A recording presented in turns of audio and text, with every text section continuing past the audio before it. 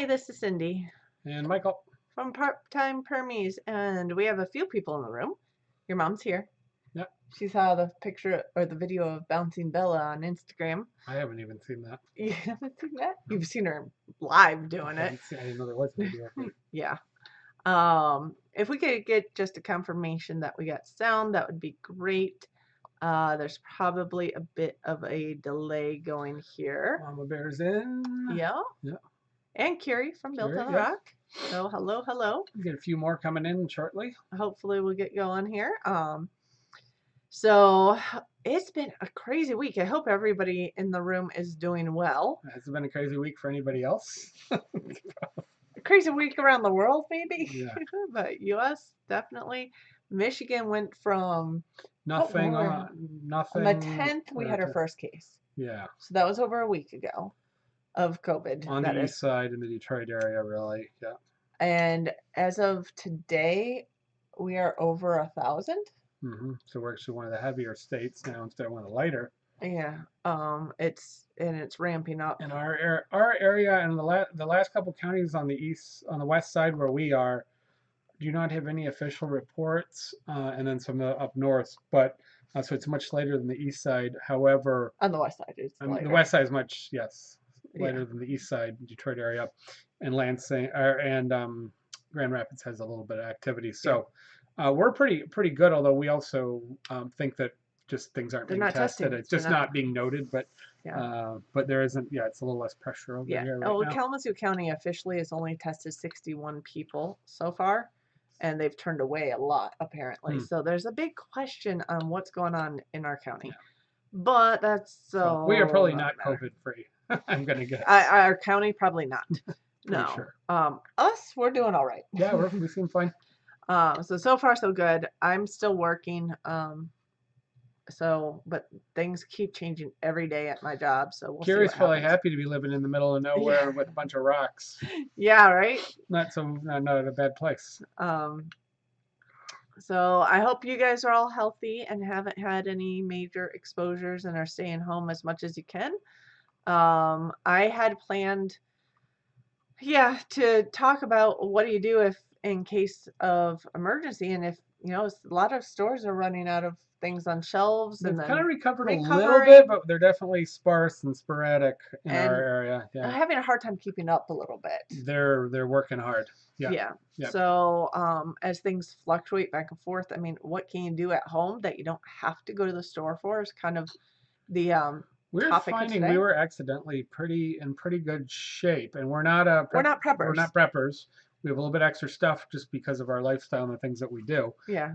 But we actually found with just a little bit, a few things, thinking about a few things, we're pretty good. We're in a good position. So yeah. Carrie says they've confirmed one hospital worker an hour north of her, not a medical worker, but a hospital worker. There's been a bunch around. We have a number of friends and family that are actively involved in emergency treatment. Yeah. And they are saying it's pretty bad. Yeah. But in different parts of the country. So yeah, I definitely have close friends and family that are on the front line that are very good doctors and medical crew. Yep.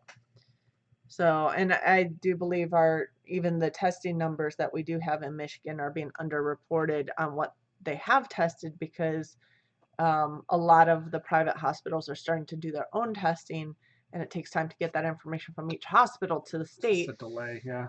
Our area hospitals are still using state tests, which I know they're on short supply of. So anyway, one of our friends who works in the hospitals was saying middle of the week that they were in the hundreds. They were treating in the hundreds what they either knew to be positive or thought to be positive. That was almost matching the total for our state. At that time. And that was at one hospital in the Metro Detroit area. So so he had noted that it was bad. Things were getting bad for them, and he's at a good hospital, but he's an ER doc, so he sees it coming in the door for 12-hour shifts. So no vets or doctors or medical of any kind in your county. Oh my gosh. Carrie also said, I'm fine with food, but animal food is tough.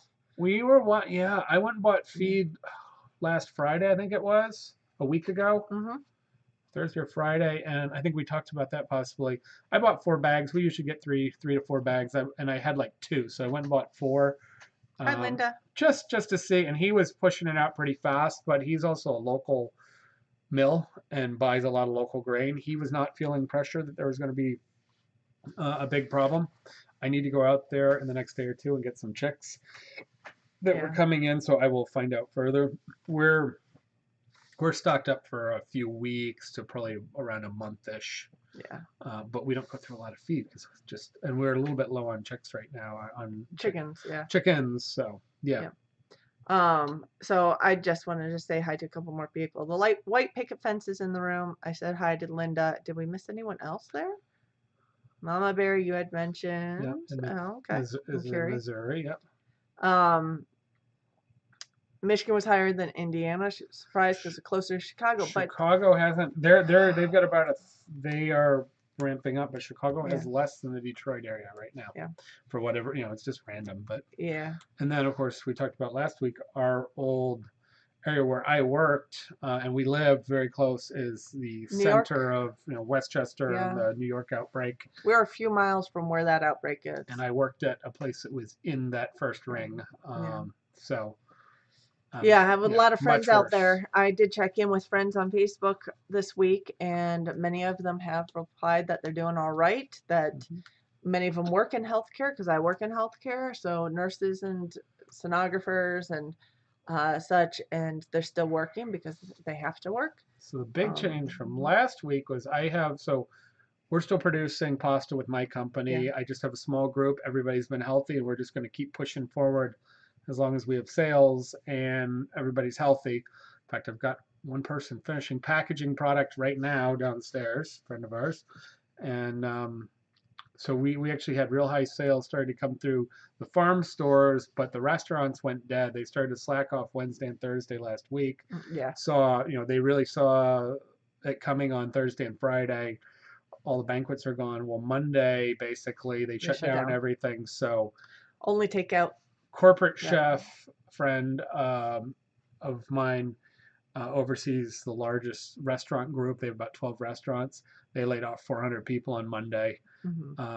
And everybody else. So it's like most places in the country, almost all the fine dining is shut down, and other than fast food and some to-go operations. So most of the cooks and servers were all laid off pretty much Monday. Yeah. Monday or Tuesday. A lot of them were called saying, "Don't come in today." I've had a lot of people talk to me and say, "Hey, if you need anything, if there's work." I mean, I have very qualified chefs and cooks asking me for work, and right now we're just keeping to our small crew. They all work just a couple days a week. Yeah. And I said I want to commit to. I won't have a lot more work because we just have so much space and production we can do, but I want to commit to giving them their full days or extra days. I don't need to bring anybody else in and keep our group of people small. Yeah. Yeah. So try and support we have 3 to 4 part-time and then a part-time babysitter. So getting a couple of days of work and a couple $100 to these people to a lot of them is a big deal. Yeah. So that's a big help for them. Yeah. As long as we can keep moving product and making a big run across the state. All the farm stores doubled down last week, sold everything, and so I'm trying to scurry out there as fast as I can, get their product before any more unknowns happen, and let them move more things out. We're getting a lot of delivery, like farm market CSA deliveries. We're starting to look at picking up product, even some new accounts. Good time to start a CSA. Yeah, and CSAs were, this is an interesting topic. So markets have changed a lot over the last couple of years, farm markets, and looking at how they flexed from really taking off about 15, 20 years ago. And they're sort of not doing as well as they used to, or they're saturated. CSAs, same thing. They became the hot thing, and then they've really moved away. And they're becoming harder to differentiate a CSA and give people the right things. Going more to like online buying where you pick what you want instead of getting a box of things. Well, I think we're going to see a real interesting uptick in any form of local agriculture, especially vegetables and even some meats. But the CSA concept, I think, is going to come roaring back. A couple of the most popular, best farms in our area who have farm stores have closed their stores and are simply doing CSA only. and they came to our market this week with a truckload full of boxes, every Yeah. one of them pre-sold. That was all they were doing, was distributing product, and so and they're a really reputable, good farm. So they've found their niche and are selling every piece that they can. I have someone asleep, half asleep on my lap. So if I keep shushing her, sorry about that. Yeah, a lot of the malls are starting to limit Close. hours or Yeah. close. A lot around here are actually starting to close, just in the last day or two. Yeah. We don't have any lockdown. The governor keeps claiming she's not going to do anything in the state. I don't know how long that will last, but that's what they're saying. Yeah. Or maybe they'll do it federally. Who knows? Yeah, that I it's don't know. harder. It's easy to do it State by state by state. state. It's a little harder federally, Yeah. but we'll see. And Carrie says that she gave her neighbor 24 eggs yesterday. Had to go pick up the granddaughter from the other side of the state of Texas. So yeah, we mainly, our egg production has picked up since we took out our roosters. We've given So away 4 dozen eggs over the last couple of weeks. over the last week, we did the roosters last week. Yeah, and Yeah. I think we gave away 4 dozen eggs. Yeah. So we're getting, So we're happy to, when we don't need them, we're happy to just we're give them probably away. averaging around 10 eggs a day. We're 9, 10 eggs a day right now. Yeah. Yeah, no church nursery this week, right? Linda says she feels guilty for not working, but you can only do what you can do. Church lost church nursery job. You gotta, I mean, it's mainly to try to keep things safe. I mean, it is interesting though how much like our neighborhood group, if you do Nextdoor, I don't know if any of you guys have the Nextdoor app. That started to become popular over the last year or so now. Yeah, there are a lot of people who are offering to make deliveries for neighbors, pick things up, drop things off, and run around for just the neighborhood, which is really nice. People who are trying to help feed those kids that are out of school who usually get the school plan stuff. A lot of variety of things happening around here. Someone who said he still had painters out on painting jobs and can have them pick up and drop off things as needed. Yeah, the builders are still. We have a bunch of houses being built down the road.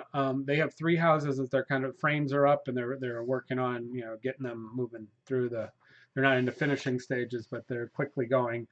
Well, I thought they'd kind of wrap them up because they'd be hard to sell. I don't think they're pre-sold. I don't know.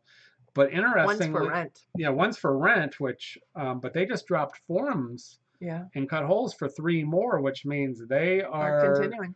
Now, again, they may have already ordered supplies and they may already have sort of the financing and feel like it's better for them to have a house on the property than to have a half built. But right now, those crews are go, go, go. And because they're smaller houses, the framing crews are 3 or 4 people in a house. There's maybe there's 15 or 20 people across the 3 houses. And they're not even they're just starting to do sheetrock and things on the White first one. picket fence says his wife's in rehab for physical therapy and IV antibiotics.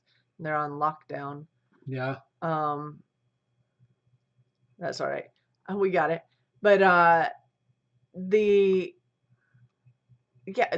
was getting physical therapy because I have a tendonitis in my thumb from too much baby lifting, I guess. But I decided Tuesday.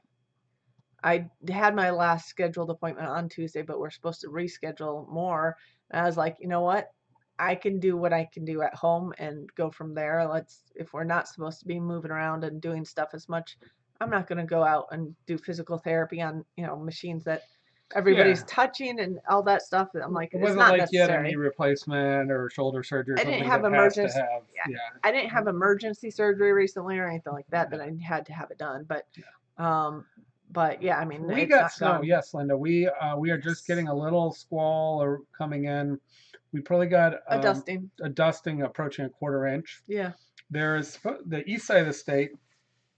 They were talking about getting some snow over the night. It was kind of skirting by us, and I'm surprised we got this. But they may get a little snow. It was a sort of pop-up storm. The radar didn't really suggest anything until about 3 days ago that the conditions would possibly bring something together. But yeah, a little snow. It's cold. Yeah. You didn't make a fire today.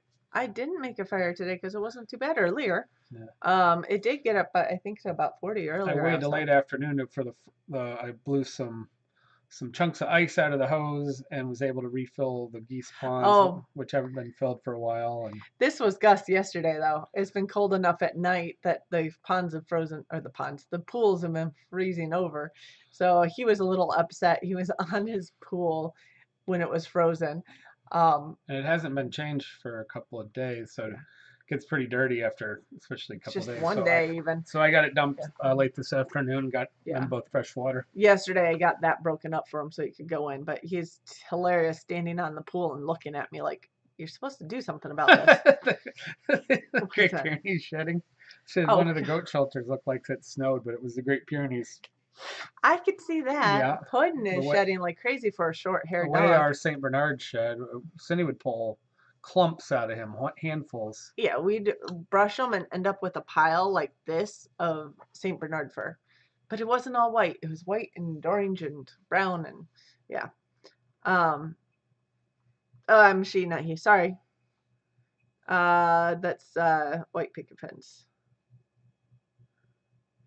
Do not like snow, but a big one would keep people inside for a while. Yeah, that's potentially true, although Michigan's kind of used to Michigan's pretty loves to be outside in the snow. Yeah, Michiganians will go, they would do their outdoor winter I'll sports. still keep the plow on the truck until probably first April. week of April, because if we take it off, then we're gonna get a big 6 or 8 inch dump on us. We often do get another big snowstorm Yeah, between so now and like I the end of haven't April. used it a lot this year, but I'm not taking it off yet. Yeah.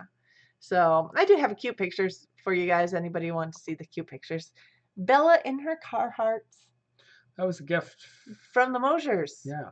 So the Mosers have been in some of our videos. We went over and helped them with their pigs one time. We helped them with their ducks. They've come over here and helped us with our chickens. And they brought this gift, and she finally fits into it. The legs are a little long, but when you do cloth diapers, the body you have to go like one size bigger on the body. But yeah, And they said Moser said they had Carhartts and different. They have two girls, yeah. and they had ones that fit all the different sizes all the way up. So they've always had a pair. Carhartts for them. Yeah. That was. So just in time for spring, Bella has her Carhartts. Um, okay, and this I thought was just cute. Mike sent this to me when I was at work this week. Bella had fallen asleep on my part of the bed. I had put her on the bed. I think she'd finished a bottle and she was getting a little sleepy and She just crashed. move her and she had Scooby and Scooby-Doo. She and loves Bernard her. the Saint Bernard hanging out. And somehow she had grabbed Scooby and She was happy. There's so Miranda. Hi, Miranda. oh, it's right in time One of our for sitters. Yeah. for the Scooby picture. Scooby picture with She polka dots. she thinks Scooby Dooby Doo is the funniest thing to hear. She usually laughs at when I say Scooby Dooby Doo. Yeah, so gotta have the cutesy pictures here. She's way too young for muck boots, or as what is She doesn't have shoes yet. Your niece calls them nene boots. Oh, well, they're not really muck boots. They're just her farm boots that have horses on Well, them. they're rubber. They're They're rubber muck boots. They're They're not the brand. They're the color. They're the brightly colored kids version, but Yeah, they're not that brand though. They're the cheap version. Yeah. But yeah, her nene boots are boots with horses on them, of course. So yeah, she has grown, but I think she looks big in that picture in general. So another picture. This was before we got our full dusting of snow, but that's coming down. That's taken through a window, so it's not the greatest picture, but we never did get a lot of the leaves cleaned up between our no. busyness and Bella being born and all that. So, but a lot of them are just composting in place, and I'll probably run them over with the mower in the next few weeks. Yeah, which is probably better for the soil anyway, really. Build your soil In that fact, way. there was a discussion in the last couple of weeks about when you should remove your leaves if you left them there to protect the soil. Yeah. And the point was basically don't move them. If they're in heavy piles and preventing vegetation or grass that you want from growing through, thin them out or move them around. But otherwise, leave them as long as you can because you want all the and there's been good studies. There's Yeah. videos of what eats plants and grass material and leaves, and you can watch it all disappear quickly. Yeah. So you actually want to leave it in place. So what I will probably do this year is I may try and blow a little bit back into some of the leaf beds in front, and the rest of it I will just mow it once or twice and try and chip it up even smaller, Yeah. just to leave it there. We don't have a lot of good soil, so it's actually helpful. Carrie almost lost her mud boots today in the mud. Yeah. We don't have a heck of a lot of mud, but we're really sandy here. Um, Rachel Woods here. Hello, hello. You're not that late, so you're No, good. no, you're good. Yeah, we're healthy and doing fine. Yes, I'm still working, going to work every day. Apparently the new update is all last week they were asking us, the list of questions before we go into the building on, have you had any temperature in the last 24 hours? Have you had a cough develop in the last 24 hours? Now they're requiring to take our temperature at the door. So before we go in the building, I work in healthcare, so we are still working, and you're still making pasta and delivering food to Yeah, people. restaurant sales are So done, but we're trying to actively find retail and mhm, wholesale dried packaged outlets. Some exist already, and we're also mhm, kind of seeking after a little bit more, just trying to keep things moving. We've got some other plans if things continue to get worse. We've got some other plans until we feel like it's time to take a rest. yeah, We have plenty of things to do around here, around yeah, the house, and give it a true. few more weeks, we can start turning some soil and doing some cold weather and get the chickens Yeah. out. So if for some reason we get held We up might for be a able little to. bit, we're We might be able to healthy. do those last two things a little early this year, based on how things are going. Yeah, It's the been chickens warm. might be able to move out Yeah, soon in another week or two. yeah. They've done a real good job preparing the soil. In fact, we're getting really good soil in front of their coops. We have sort of grown it up as a jungle for them to eat down in the fall, but I think this year we may selectively grow some of it a Yeah, little more. yeah. We're still going to let them eat it down in the winter, but it's become so good. I think we're going to Maybe put some squash in there. Maybe put put more some of our big growing pumpkins or broomcorns corns and or yeah, things. The light isn't perfect there, but it is. yeah. And there's a walnut tree there, but things grew last year, And so there's other yeah, things, and yeah, the only one walnut. yeah. So Only one. So so we may be able to start moving into, and we really struggled yeah, last year and last fall getting things done. So we may, if we get slow or I get well loaded on pasta before we go to farmers market, assuming that's all going to roll out on time, hmm um, yeah, I may be able to kind of back off a little bit and do some other things for a moment. yeah. So Rachel's was what area are you in, Rachel? We're in southwest Michigan, but they said their playgrounds are also down, non-essential They just did that in stores. our town, They did that here too. just like Friday Yeah, or yesterday, maybe. lots of layoffs here too, Yeah, especially in the service industry. And I have someone who's gonna get fussy. yeah, There we go. yeah. Being in the restaurant world, most of the people I know are laid off. Many of them that are executive chefs or managers are maybe on some form of pay or trying to. Where last week we're trying to settle things down, and donate things and get things Yeah. packaged up and frozen. But that's only a day or two. Some places are doing some heavy cleaning or maintenance, like the main hotel in town I heard is undergoing heavy maintenance right hmm away because they're just empty. Might as well They've do been the empty work. for 2 weeks or more, so they've gone into major renovation projects and try and retool. And then the executive chef, some of them have benefits and they have planning, but it's going to get real Tight. sparse for them, and they're going to have a tough time Yeah. because there just isn't that much cash reserves in most food and beverage Yeah. operations. So Linda says they could shovel a couple inches of chicken run dirt in the Hmm. garden, or is it too hot? Um, I wouldn't put it in the garden right away. Generally, what we do is we let it sit all summer. So we have our chickens out of our winter coop area and moving around the yard during the summer. And then we will take it in the fall and put it in the garden. Then it sits there for a half year before we actually plant in it. I think you could put it in the garden if you mix it with a good amount of straw or other dirt or other compost to Help break. disperse it. Yeah. Don't put too thick, but blend it with other things and make sure that you're planting root vegetables or things that you're not going to be harvesting greens for probably at least 2 months. because Yeah. you need any pathogenic activity to be reduced. Yes. That's the biggest concern for Yeah. leafies. Yeah. But I think really early in the season, as long as you have it tilled in or blended in a compost And mix, Linda, you're in Michigan, right? you can put it in. Yeah. So you might be okay if you did it now and then didn't plant until May, in That that bed area. that we're going to move the chickens out in a few weeks it's a electric fence in front of their permanent run. Yeah. They're actively in there right now, and so we're going to plant on a hot. We are going to plant on a hotbed, But and it'll be corn and melons and squash that are going to be, won't be ready until 60 days, 90 days down the road yeah, before we're even even looking at them. 100, even 100 days on some of So those. they'll take the extra nutrients and it'll be Yeah. just fine. Yeah. But it's not our lettuce Yeah. and radishes and spring stuff. Yep.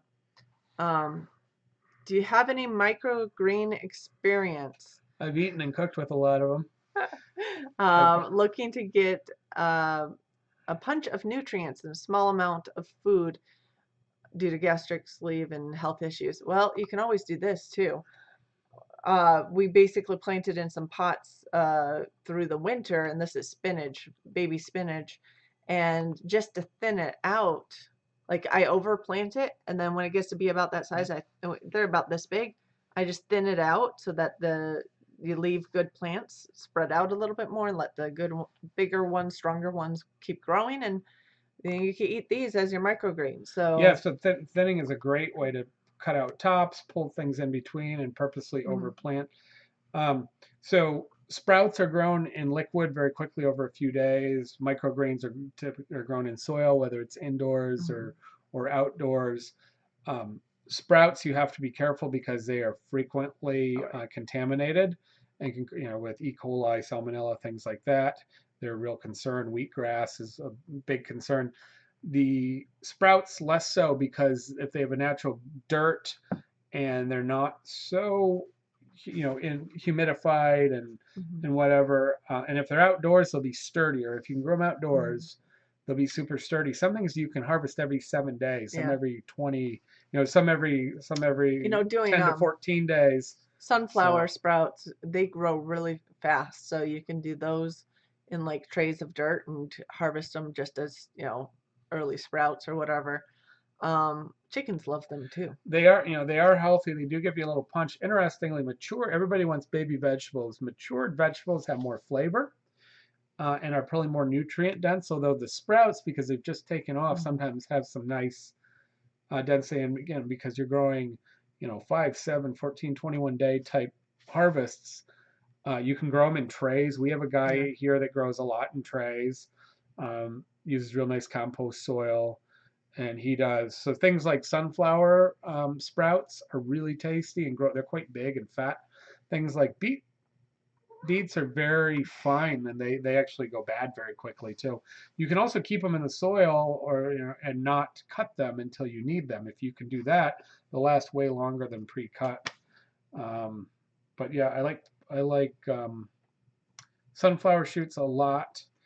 I like cilantro and chervil shoots. You can also do the baby vegetables, which take a little more time. But yeah, there's a lot of options. I do think it's something that's interesting, and you get a quick turn time. You don't have to wait weeks before you can.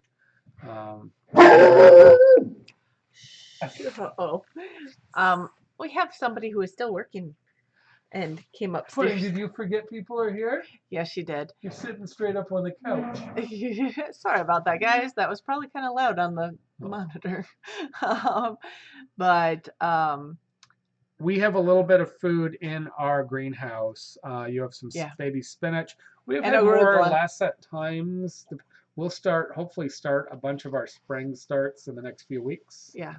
And then we'll try and get some of our outdoor cold weather starts.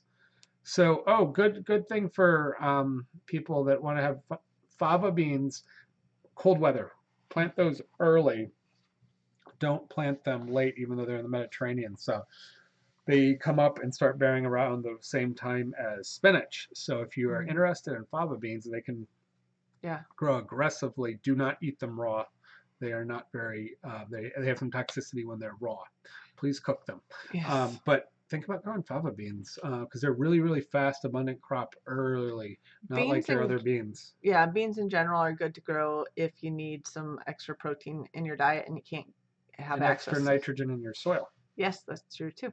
And Miranda, yes, you can grow things indoors all year if you have light, either from a south-facing window or a grow light. So we grow things in our greenhouse. I had these spinach are still tiny. They've been growing very slowly, which actually makes them a lot more crisp. Probably more nutrient. Yeah, they actually have really good flavor. Yeah, Spinach that grows in high, well, dies in high heat and sun, but yeah. growing too fast, it isn't flavorful and it doesn't have the good texture. But I planted those in January, I want to say. I Hmm. took a warm weekend because you need the warmth to have it germinate. It needs to be above freezing for that, but not that warm for spinach, but it definitely has to be above freezing. Arugula is like that too. Yeah, It gets super, super hot and spicy in the summer, peppery. It is so sweet with a sweet pepperiness in the winter. Spring arugula is amazing. And it's yeah. not really that great in the middle of the summer. Yep, and Linda, we used the greenhouse last year too. I'm hoping we'll be able to use this greenhouse to start a bunch of things this year. The trick this year is finding time and entertainment for a little one while I do things. But we've been able to do some, either while she's napping or she is getting a little That's all for you, longer, Kate. But, yep. yeah, or she's getting a little bit longer uh, attention span on some of her toys. So that's helped as well. She's not always wanting to be in mom's arms at this point, which is starting to work. Um, but what can you grow to supplement things that might, uh, not show up in the grocery store consistently? Sometimes what we've noticed is like chicken seems to be flying out the grocery Chicken is store. really because that's what everybody's go to and they know how to. Chicken and ground beef, Yeah. really scarce. There was a little bit of chicken when I popped into Costco on Saturday. I needed a couple things and I needed some gas. And I also, because I'm in the food world, I wanted to get a look around and just kind of see. I hadn't been in a store since Monday. Hmm. I wanted to see what the state of things were. I also talked to my wholesalers, my wholesale sellers, so we could talk about that. Yeah. Because 40% of food is consumed outside of the house. That means a large portion of food is institutional and restaurants has been disrupted. That supply chain is still there, but is not very busy. Grocery stores were not used to doing 80% of food Hmm. or whatever it is, and so they're overloaded. So I wanted to see both the retail and the wholesale chain. Good night, Kate. So, So yeah, I was able a week ago when there was no ground beef. Again at Costco, they had grass-fed beef patties frozen, which I've looked at many times and never purchased. We don't have a lot of beef around the house, and so I bought a package of those. mm, And because I am always good at watching what moves around and what people don't use or what I can use and know how to use. hmm, And so different cuts and things that are on a good purchase, a good buy. So pork has been pretty abundant because not everybody eats pork, but pork is super cheap and it's cheaper than beef and similar health properties if you do care to eat it. yeah. Um, some of the frozen fish, some of the fresh fish. Actually, there's an abundance of fresh fish was coming Yeah. in. So, Linda's, okay. what was that? Linda's said she's been noticing in other groups that chickens have been coming up missing, like stolen. I wouldn't be Oh, surprised. yeah, Yeah, especially if they're easy. We're pretty rural. People would have to go in our backyard. They'd be pretty gutsy, especially around here. Almost everybody has a yeah. gun. I don't think a lot of people want to be tromping around And backyards, but ours are not complete free range. I mean, if they were free ranging, they could potentially yeah, end up at neighbors or whatever as well. yeah. So We have an yeah. electric fence on it, so you have to know where to shut that off. I mean, it's not gonna. So It doesn't bite too hard, but you got to get get over and around it. So Miranda went to a local Yeah. grocery place called Fresh Time yesterday, stocked up on some meat, pork, beef, and chicken. They had some good deals on their meat quality and Yeah, they're kind of quality and a affordable. trying to be more Yeah. sort of Whole Foods-ish. They're owned by Myers, Mm. but it's more of a specialty, and they're Helix. focused more on some local food and local products, and a little more specialty, more organic, but not all. And Yeah. yeah, so there's some emphasis to keep those places well stocked. Yeah. So what I saw going around Costco was, first of all, there was a long line up to get in, although it was so slow. There was almost no cars Saturday afternoon. It was shockingly slow. And so I got in right away, but they were clicking off one person out, one person in, and keeping a very low count in the market. Hmm. It was very quiet, and things were pretty well stocked, or at least modestly stocked. They're getting a lot of produce, and aside from they had toilet paper had come in. They did not have paper towel, and they did not have chicken. Oh no, they had a little bit of chicken. It was one pack per person or one rotisserie chicken. Yeah. Milk and butter and a few other things had limits on them. Yeah. A lot of their racking above was more empty than you'd ever see it, but they're hanging in there, and we're not in a super dense. I can't imagine going to our New York stores. They were crazy any given day. I'm sure they're just empty. Yeah. I Um, don't know how they keep the numbers down on those New York even stores. even the one towards Ann Arbor, there was hundreds of people and very Yeah. long waits a few days ago. So some of that subsided, but I did see things being replaced with other items like craft cheeses and singles. So things that they would package under their label were now coming maybe the same thing under the Packers label, Hmm. or they were finding a similar substitute. And so they're doing a really good job of swapping out. So at least Keeping there was things a there. cheddar cheese there, or different packaging. And I Yeah. think we'll see a lot of that as a lot of this wholesale product gets overloaded. The manufacturers and the distributors are going to need to break that up into more retail accessible, Yeah. and they'll go off to a lot of places, and that's fine. It's similar product, just different packaging. Yeah. Yeah. Earth Fair did close. Earth Fare, yeah, well, they closed just in Meyer time. produce isn't bad. The meat, I don't know. Their meat's fine. Their She meat's says actually she pretty doesn't. good. She says she They doesn't don't like it. carry a lot. There is not Yeah. a lot of selection, so I find it hard to buy, and their Yeah. prices aren't great. Their produce is the widest selection of any of our standard grocery stores. In the area here. Yeah, I have not been in a Myers in the last couple weeks. Yeah. I end up in Costco pretty regularly for business stuff, and then I end up working with a wholesaler that has a wholesale pickup store. They've been very busy. I have some orders come in there, and I talked to my rep from one of my two companies asking how things are going. Look at that. Um, Curie said that one of her friends was visited by a Jehovah's Witness. She didn't know who the person was, didn't open the door, but they left a 4-pack of toilet paper for her. Interesting. There you go. Uh, you Oh, like the, Walmart meat is not. Walmart and Aldi meats are not phenomenal. I could talk. I could talk about the quality. They're not necessarily bad, but especially Aldi, I could explain their beef, what their beef is, what their pork is, and why you get good buys on it. Um, and chicken, they buy selectively to help the pricing, hmm, but it's not the same selection as other places. So yeah, hmm. interesting. I think I've said this before. Costco carries a very high level of meat for those that use it. I don't use Sam's, but I am always shocked when I go in there, and I don't buy a lot of meat there, but Yeah. especially their beef is basically restaurant quality. Their steaks and stuff are really nice, and their prices are about the same as my wholesale buying prices Hmm. for restaurant buying, which just blows me away. There are a lot of restaurateurs that go in and buy sirloins and rib roasts and things, lamb chops at Costco in our area for their restaurants because it's a better, cheaper product, and they can even look at it before they buy it so they can get the ones they want. Yeah. But yeah, my wholesaler said, so I asked him what's going on. How, everything's, he said things are fine. I said, are you giving me are there discounts because the restaurants are a lot of restaurants are closed? He says, no, we're trying to adjust. We're heavy on perishables, specialty items, certain fruits, vegetables, and proteins that are going to go bad that are not really so much retail use.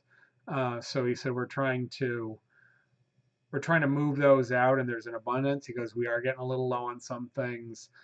There are other sources and people trying to buy things from them. He interestingly said eggs are getting real pricey and are actually starting to look a little bit low. Which is season for eggs. Yeah, and so eggs are backed up for weeks to months heading into Easter and all the baking and everything. And of Like course, they hold them. they hatch them to lay heavy and then they hold them. So you're talking about how many millions of eggs, and there's an egg count. So that GFS is Gordon's Food, which is one of my two companies, is starting to look a little low on Wholesale. eggs. Is amazing. Now they may be selling to the grocery stores. Cisco openly said they are working with the grocery stores to provide product and provide trucking and shipping lines and convert a lot of their stagnant restaurant and food service, all the schools and things, moving some of that product in other directions. But that was interesting that the egg supply is low. So he said most things are pretty good. They were not offering any specials. They were trying to adjust their business and their losses just the same as we were. And I asked him that I was getting my best pricing, and I got sort of a funny answer from him that, go check out Costco pricing. Yeah. Yeah, well, I've run into him at Costco, and I keep jabbing him and telling him, you get a lot more of product if I couldn't pull it off the shelf myself much cheaper than my wholesale account wants to sell it to me for. Like milk is always super, super high. They just maintain their milk expensive, and it's always that way, so you just know not to buy milk from them. But there's other things I buy that are available and good pricing and whatever. So, well, yeah, Miranda, that's the difference between really fresh and eggs from chickens who have been foraging. They actually have a lot more nutrients in them too.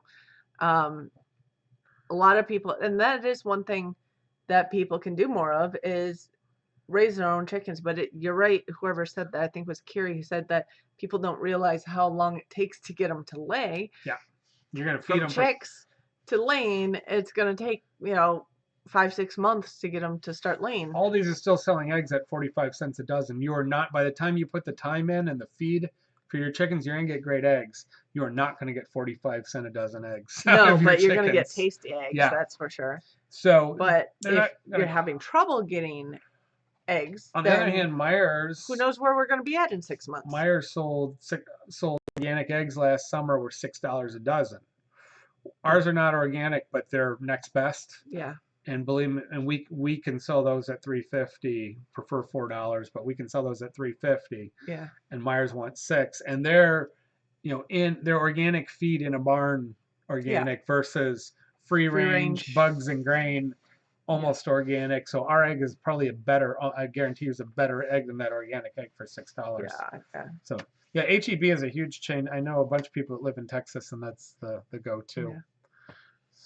So the other thing we were talking about doing is raising more meat chickens potentially this year. And the interesting thing is, since we're getting silky chicks this week, I've been doing a quick little project. This is before and not the end, but in making a really easy brooder to set up chicks, because we haven't used any artificial setup so far. We've used our hens, and we just don't have any silky hens right now to put eggs under.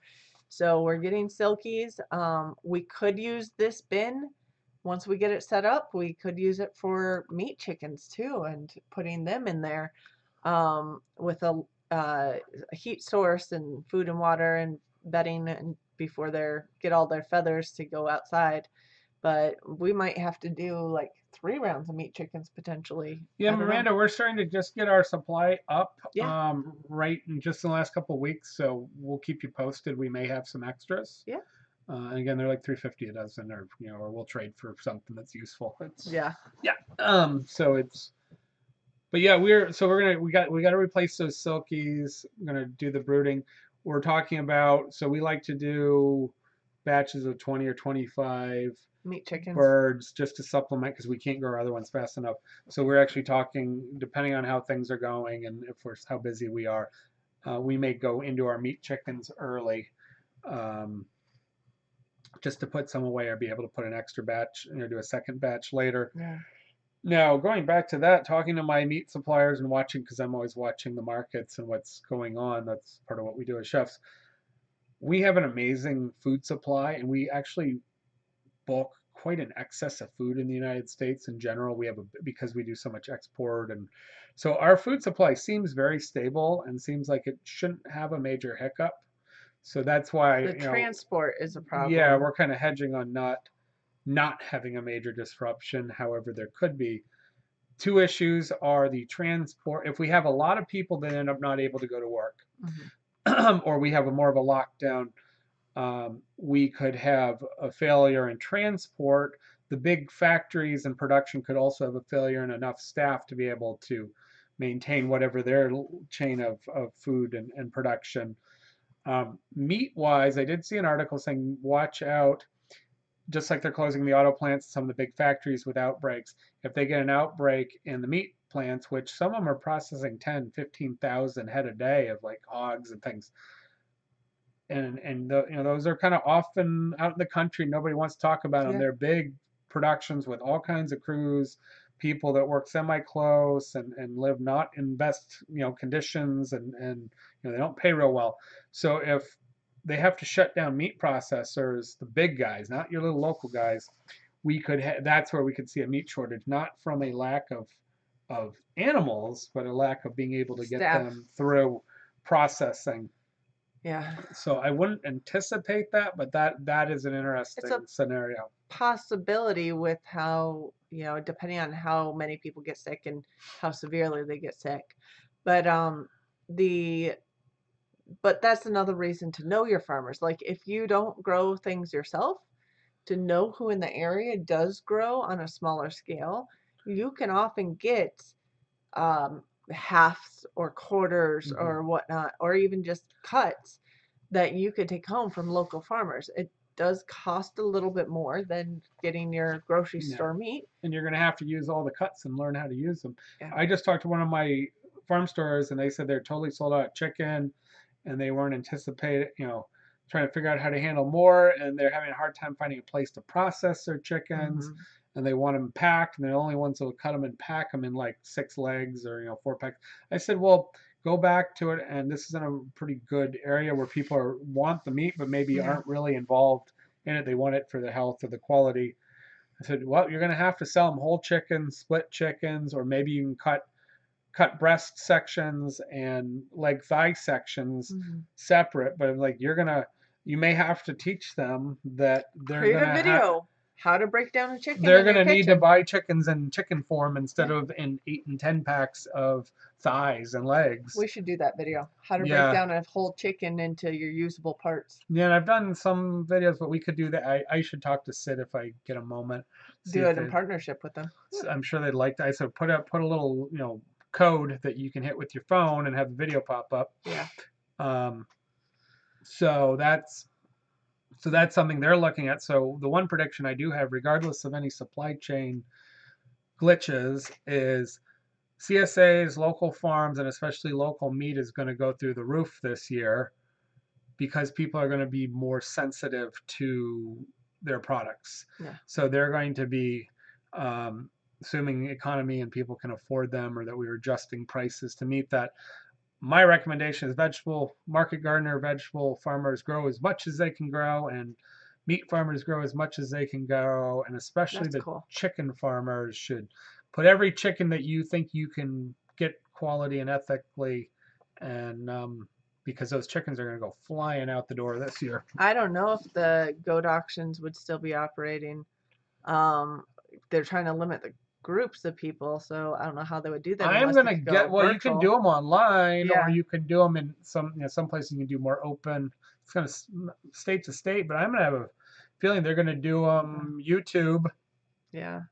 Yeah, I think more things are going to figure out how to go virtual is really what it comes down to. Linda says they have a market wagon there. They deliver from a bunch of different Hmm. local vendors. That's awesome. We have a Yeah. lot of that developing food hubs and delivery services. Yeah. You're gonna continue. There's a lot of people that are doing that. I'm gonna do the one challenge. I've had a bunch of friends involved in doing that over the years. The margins, because the costs are high, and getting the people to buy, people to afford it. So you have a grower that needs to pay their labor but then you have a middle person that's picking up and delivering. They need to make a margin on it, and Hmm. for everybody to make their margin, it's almost impossible. It's like almost everybody goes out of Ends up business ends up being because we expensive. don't have unlimited budgets. Most of us don't. Yeah. And it becomes really pricey unless you're super invested in spending your money that way and have it. Unless you're a farm who's also A delivering. lot of farms are going towards CSA marketplaces on property and doing their own market delivery baskets. If you pay the little extra labor and try and build it yourself, it can work. But when there are people that are kind of doing putting it all together, cutting the like for me, looking at my wholesale and my retail and trying to cut margins for me Yeah. and a margin for the retailer, it's tough. I mean, I have people like, I want to get 50%, 60, I want to mark the stuff up 100%.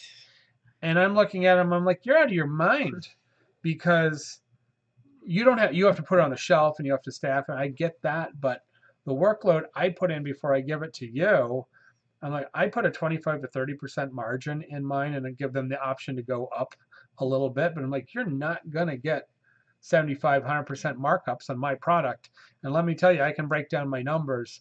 I can't give it to you at nothing because it doesn't, the way our operation runs, we just can't produce it for that. No. And so I am constantly looking at how to create our wholesale retail relationship, even our market, me going to market, setting up, spending all that time, paying market fees, sometimes paying help, not knowing what I'm going to sell, and selling really a very modest amount week to week.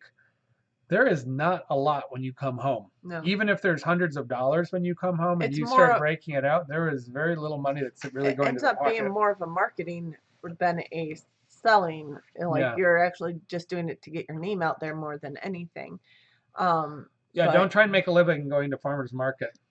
There are a few people that can do it, but most have to go to like 6 markets. yeah. But yeah, it's extremely hard to make And an then you have, actual living at a farmer's and market. then usually you'd have to pay for someone to bring it to 6 of half those markets because you can't do it all yourself. And that's where the costs come in, is Mm. paying the travel miles or the time miles and all But of that. it's a good little extra income, just not a full Yeah. time And there are income. people, I think the farmers that have, you got to do it, people do it for a year and then they quit. It's like you got to do it for years. And the people that are set, years in, the fruit farmers and vegetable farmers that have a following, Yeah. whether they're at the lower end or the higher end, they sell a high amount. And because they're going from soil, yeah, they're buying seeds and all that, but they're going from soil to finished product. They can make most of their living or a portion of their living that doesn't go to auction. Auction is open. Just visit our Okay. website. Department of Homeland Security says they are a critical I agree, business. they're a critical business. Yeah, absolutely. We got to keep our livestock moving. Yep, absolutely. So we have talked about putting a hog on our property, in a year Not or this year. so. Probably not this year. If something really crazy happens in the next couple months and we're really look like things are going to the dark side, We'll get bacon seeds. we might put 2 hogs on this year. But again, we got to get the infrastructure. We've got to pay for them. We've got to pay for the infrastructure. We've got to have the time. We've got to pay for the feed. Yeah.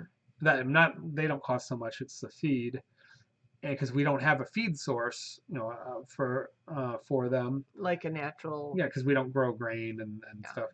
And so we would have to, you have to make sure you have the grain available, and then that you can afford the whole project. It might actually still be cheaper for me to go buy a whole hog from somebody else locally or from the national commodity market and break it down than me to try and go through.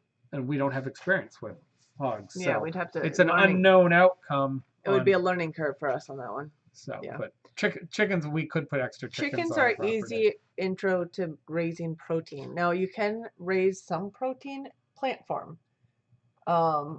You can get your beans. You can get Shirk Farm calorie crops for when the world ends. That's what he was telling us a year ago.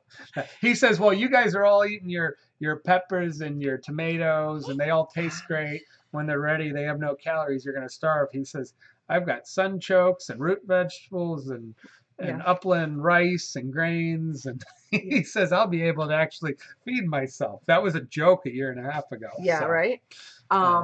That's Shirk Seeds, so I will pull their. He's pretty limited in what he has because he's test plots and he does sell stuff, but he's got really cool stuff. Yeah. Japanese sweet potatoes, upland rice that does not need to be flooded. A lot of heirloom things. He does a lot of test stuff, but he also sells online. That's it, right? Yep. Shirkseeds.com. That's it. So. Yeah. So. We have some sunchokes that we should actually dig some. But yeah, his idea is you should be growing potatoes and chickpeas and fava beans, broom corns, and easy to thresh grains like buckwheat that can easily be cracked and hauled. Because a lot of these grains, you can't haul them. Even if you can grow them and you can keep the birds off of them and the raccoons and the deer, and you get them to maturity, you're like, what do I do with this? You don't have a mill. You can't haul them. It's hard to, you can kind of cook them till they break open and make like a crude cereal, but that's sort of pushing it. Oats and certain grains need a lot of care and a lot of nutrients, and some don't. So there's some pretty neat stuff.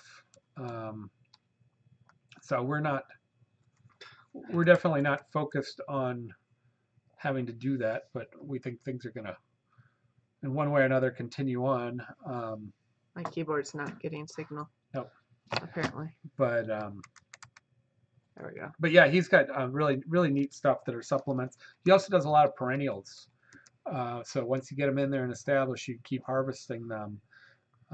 People, it's 3 years on asparagus and rhubarb and what else? Somebody else was just talking about 3 years. Oh, they were talking about harvesting licorice, traditional licorice root. That's like 3 to 5 years. It's actually super sweet. It's almost sweeter than sugar.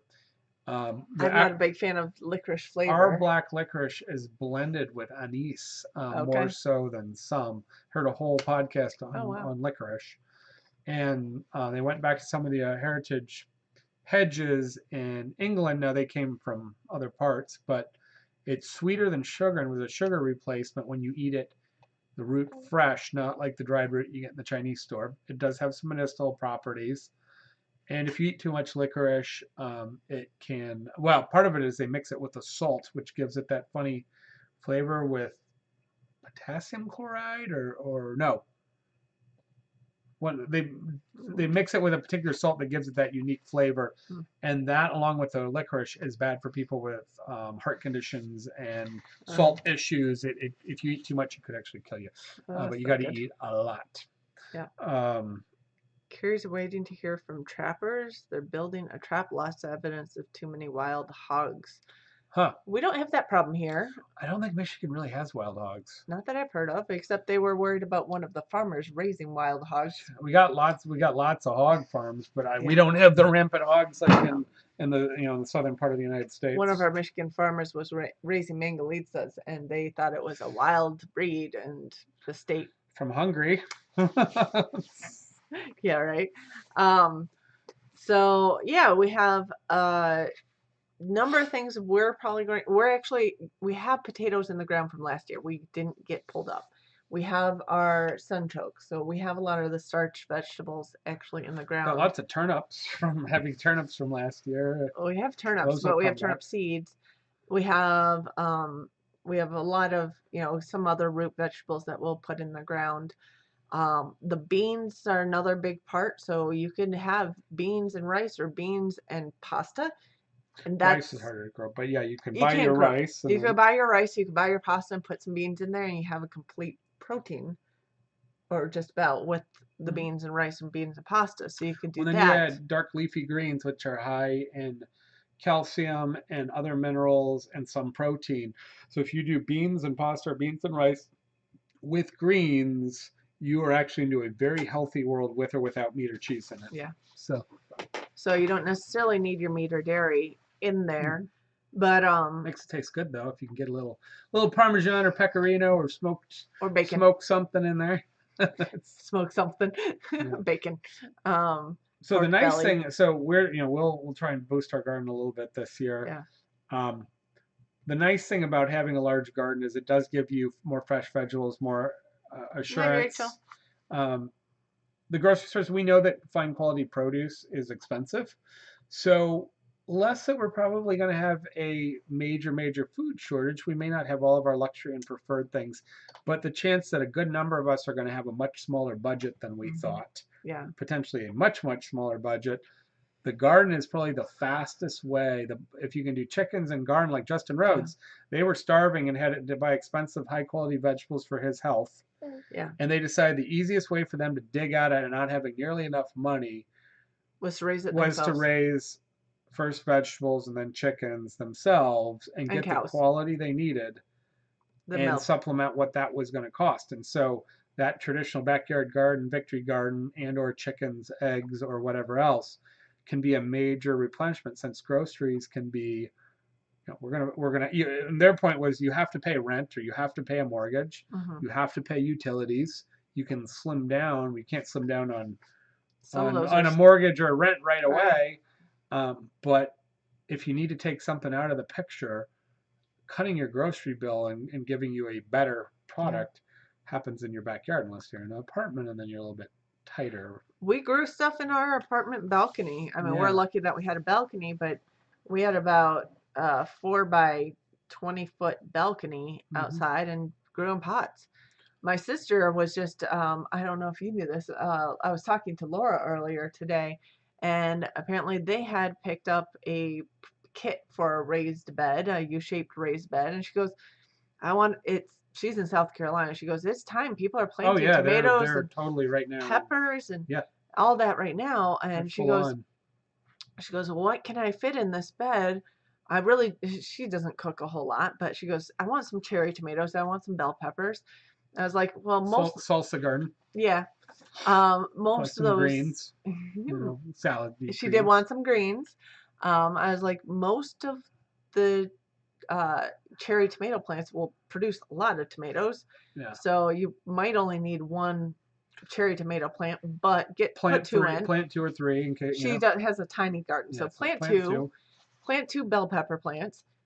Get a few potatoes and stick them in the around in the other areas, and put greens all around and some herbs in Lots there. of greens and herbs, yeah, and then Yeah, keep pinching and pulling those yeah. whenever, yeah, that's it. So she's got this bed. It's 6 feet by 6 feet, but it has a cutout in the middle, um, so that you can walk into or use as compost. And figured out how to do two tomato plants. She sent me the thing. I was like, okay, draw a picture. Put tomato here. Put tomato here. Put a couple pepper plants. I find the pepper plants do great in between the tomato plants. On the wings of it, put a couple potato plants in there, and then scatter green seeds all over. So Miranda, we got one for you. You can look up. So if you're in, say, if you're in a tighter space Yeah, and you have an apartment, but you have like a little patio slab that you're, first floor patio slab condo type thing. yeah. So you could do a raised bed, which buying a pre-made one, which is a little overpriced, or buying the wood to put it together is time consuming, expensive, hard to cut it all up. But what you can do, and then the landlords or whoever may be like, oh, you're going to leave marks. Yeah. Buy as many. Big pots. No, you could do buy big pots. The other thing you can do, it's even simpler. Buy as many hay bales Oh yeah. as you can kind of fit across the back in a sunny area. Hopefully there's an fence or something. And so you can find videos for gardens that are built out of hay bales. Hmm. So you can stack them one or two high. And so the more heat you get in Michigan, because it's cold, things start out sooner. And what you do is you actually take some potting soil, buy a couple bags of potting soil, or just get some compost soil, and you can start it or take your start seed you buy from the store, and you can embed them into the straw. Hmm.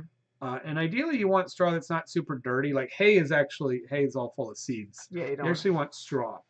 Um, and it may still be kind of dirty, but it'll be all right. And so you're going to embed a small amount of dirt. Sometimes you can almost plant right in it, but I like a little bit of dirt. And even just cut out some holes To and put put a little your. dirt, and you're going to put your starts in there and you're going to keep it watered.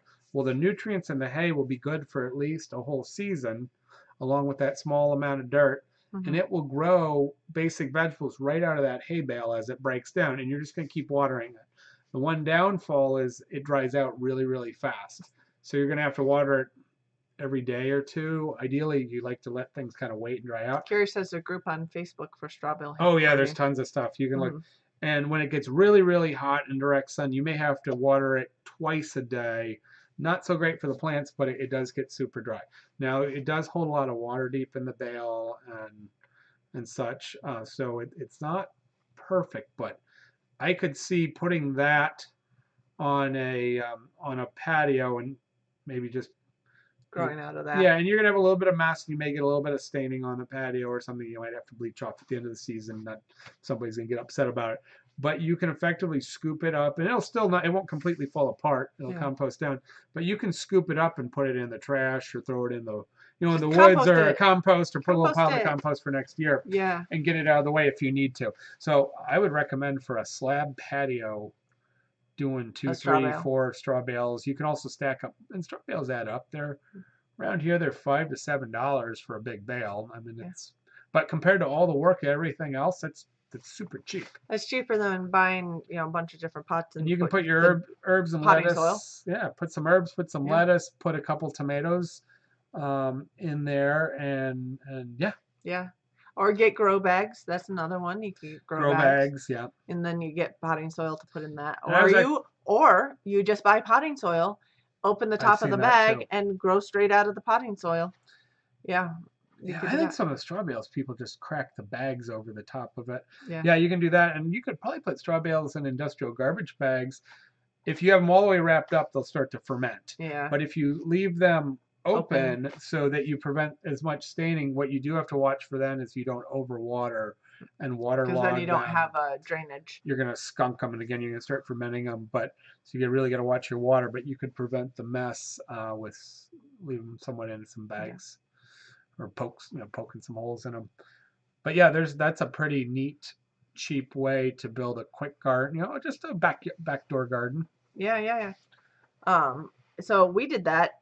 Didn't do that. We did out of pots out of our balcony on 10 floors up overlooking the Bronx. We had a neighbor around the corner from our house in New York they built raised beds and they did straw bales, and then they put stakes up above them, and they ran some trellis, and they ran some beans or peas or something up over. It worked pretty good the first year. Kind of was a mess the second year. I think they got busy because it was around a corner that I drove by every day. And it did pretty well. And I kept seeing, and they made it through the season. And the next year, they didn't get it rebuilt, and those bales didn't recover as well. I think they tried to plant on them. White picket fence grows potatoes on their patio in a big round plastic Yeah. tub. People do the potato mounds. Or tomato bags or potato, I guess, plastic tubs. Yeah. So yeah, different. Like this plastic tub. Take the lid off of it. But we're gonna use that for a brooder though. Yeah, so we got to start some of our seeds coming up. It's not that long. Now, we don't do tomatoes and peppers here. Like I'll start the seeds in April, which I guess is in the next couple weeks. Pretty quick. And then we go into the ground mid-May with those plants. So yeah, it's coming up really quick here, which means I gotta find time to get some things going.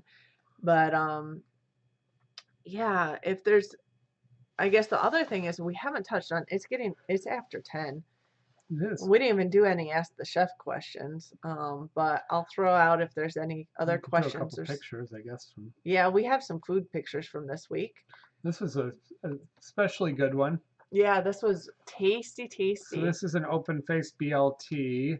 I had made fresh sourdough, and usually I've been doing rye or rye whole wheat blend sourdoughs, more of a French country boule, or French. And so this was actually an all bread flour sourdough minus the starter. And so it's kind of thinking, well, what are we going to do? I had these fresh loaves. They cooled down a little while ago. I had a little bit of lettuce from a little hydro pack laying around. We had some really great cherry tomatoes that happened to come in. They were cheap.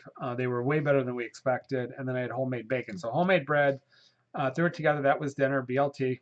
And yeah, it was, I mean, I was saying, I'm like, that's restaurant quality. That's $18, $20 on a fine dining menu and it was really what we had available. It was not costly because it was just dinner. And you made that bacon before. So. And that was bacon we made, yep. Yep. This one I had under the Ask the Chef, so if you do have any questions about cooking real briefly here, we could do that. But this was a soup, just a really chicken frames from Sunday I pulled. So Monday I took 3, 4, 5 different chicken frames that had been used from roasting, or I'd pulled the meat off of them out of the freezer. I took one whole rooster that we had taken out on Saturday, I guess. At the store, I bought a little bit of kale and rutabaga, and I think I had one onion, I had some carrots. and those are our duck egg noodles. So we made a double stock, which is stock, and then you braise or boil a chicken in that chicken stock, so it's extra thick. Again, had to buy the vegetables, and then we threw in the duck egg noodles, which were some leftover loosies that were laying around. We ate about 3 gallons of soup. We gave a little bit away. We ate a bunch. I had some crew over for some longer days. I had some for lunch. Again, everything, the world was ending. All of the people, one of our guys who's full time with another company got laid off, and other people, and so had a high school kid over, and so we were doing stuff on Monday. Yeah, all the schools were closed. Or Tuesday, and I'm like, do you want, Tuesday, I'm like, do you want some guys, soup? you want some? I've made bread. I've been giving all the staff coming over, been giving them loaves of sourdough, sometimes some eggs, and and so I don't always provide food. Sometimes I do when we're usually don't work long, full days. But again, one thing we do as chefs when things are kind of tough is we cook things and we make sure the staff's provided for, and you do kind of comfort things. So this is truly what we were eating. It was available, it was low cost, and we were able to share bits and pieces through the week, because the sourdough cost me very little, and I build it through my day and my other activities. It takes time, but not tremendous. So yeah. So we're trying to hand out, this is really good, high quality, and it would be expensive bread. Yeah. So it makes a difference to keep staff happy and everybody comfortable sending fresh bread back with people. So. And eggs and pasta and okay, Carrie says, what would you make if given 10 cabbages, no room in the freezer, and hate sauerkraut? Okay. That's well, you make kimchi then. You hate kimchi. Kimchi is a Korean sauerkraut. Yeah. So I just did some frozen fish that I found in the freezer. Happened to be kingfish. I think it's been in there about a year. Just some little cuts.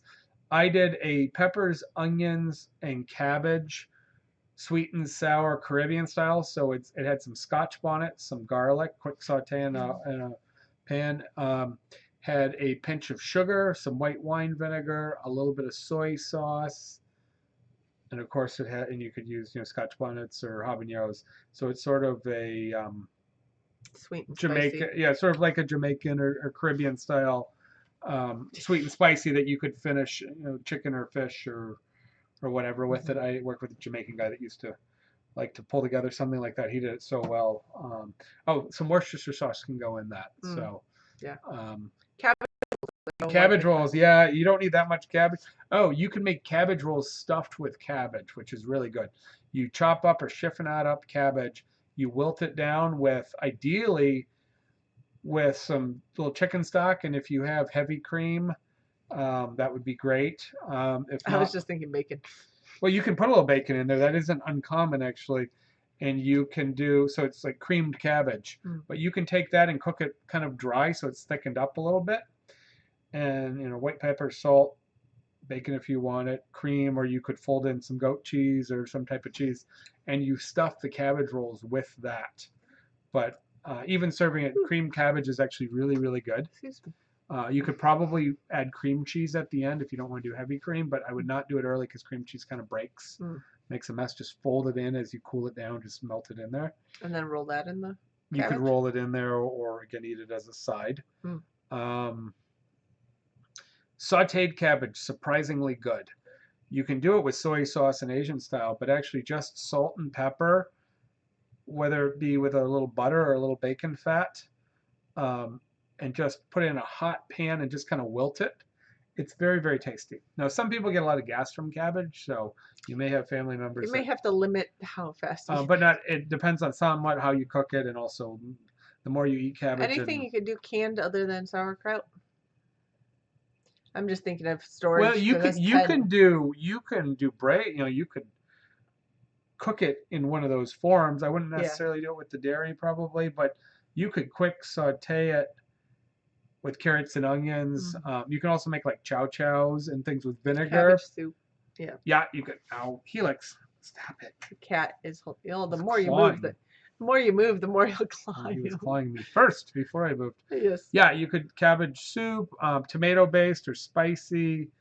A lot of soups, if you shred a little cabbage, it does really nice things for it. A lot of the Spanish soups, like Spanish chicken soup with a little cabbage in it.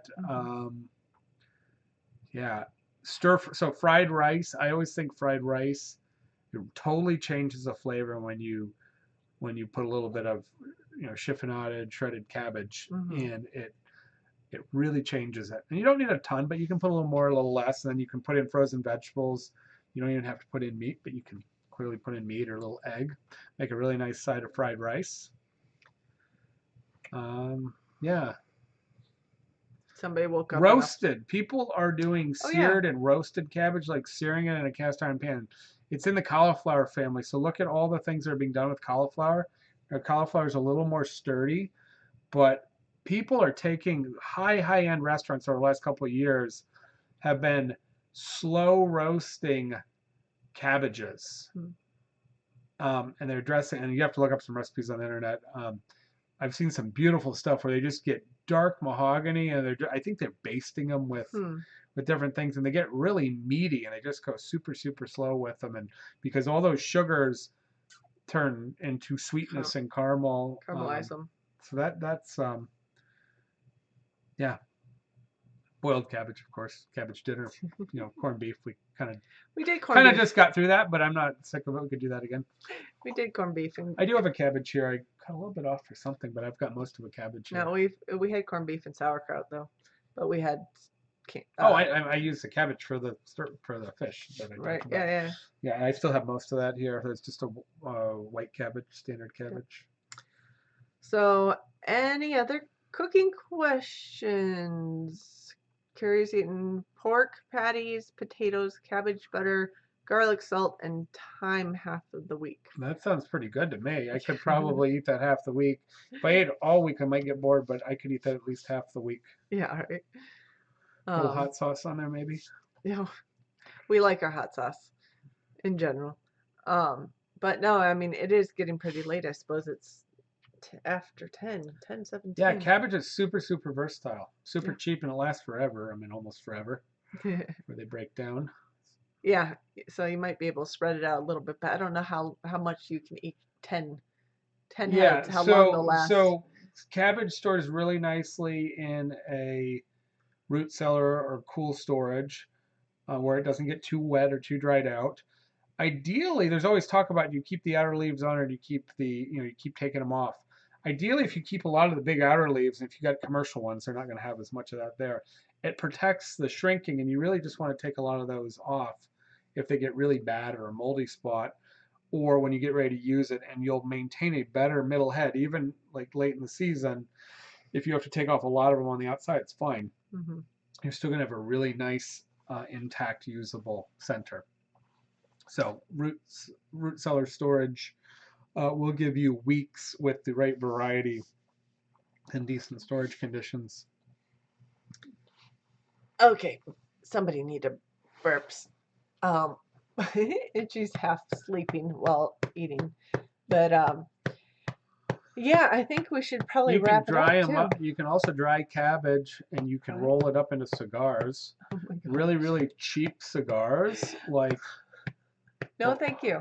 Have a lot of cabbage filler in them because it smokes sweet, and of course it's really cheap. I think it was Philly blunts, which is what a lot of the kids in high school smoked, were actually like half cabbage.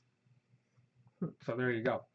Interesting. If you're into figuring out how to make them into cigar, I don't know what type of cabbage or whatever, but it wasn't all tobacco. So that would be if you're growing tobacco as well. But I don't think it's tobacco harvest season. No. Okay. Yeah, so I think we should probably wrap up for the night because I have to work in the morning. It's 10:20. I got to work in the morning. Yes, you do. But we will be back next week. Next week is the last weekend of the month.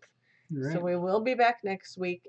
Starting in April, I think what we're going to do is a once a month first weekend of the month show. Okay. Because that will give us some time to get our own stuff planted and get things going. Maybe get some videos up on the in-between weeks, and then give you guys a once a month update. So we can actually get our garden in. So we have something to show you. So hopefully, yes. So we have a few more hours in the day to get in my weekend to get some stuff Of done. course, if things really grind to a halt in the world and internet's working good, we might just We jump on might just, every week. yeah, So, that's but true. we If are not anticipating that right if now. I am ending up not working for some reason, then we may end up going back to our schedule. But in the meantime, we're probably going to bring it down to just the first weekend of every month, same time. So we'll do. He looks is a little playful, isn't he? We'll do 9 o'clock Sunday nights, first Sunday of every month, and go from there. What? Helix is trying to get his attention. I think he wants you to pet him. Or maybe he's just playful. Can't figure that out. He's going to claw you in a second if you don't He watch it. already did a little. He did. He He did. drew a little blood on my Oh, hand. My gosh. hand's dry. It's been in and out of dishwater all day. Yeah, well. Okay, guys. We will see you next week. Same time, 9 p.m. Eastern Standard Time. I hope you guys all have a safe, healthy week. Stay home. Grow your vegetables. Think about cooking some good stuff. Don't buy canned soup. Buy pork butts, beans, and greens. And build, yeah, cook it yourself, Yeah. and let us know what you made Yeah. next week. Bring back what you've put together, what you made We'll at probably have a home. giveaway next week too. Yeah, I think so. We'll give you an announcement on that. It's the last weekend of the month. We have to do March giveaway. So have a good night. We'll see you next time. Bye. Night.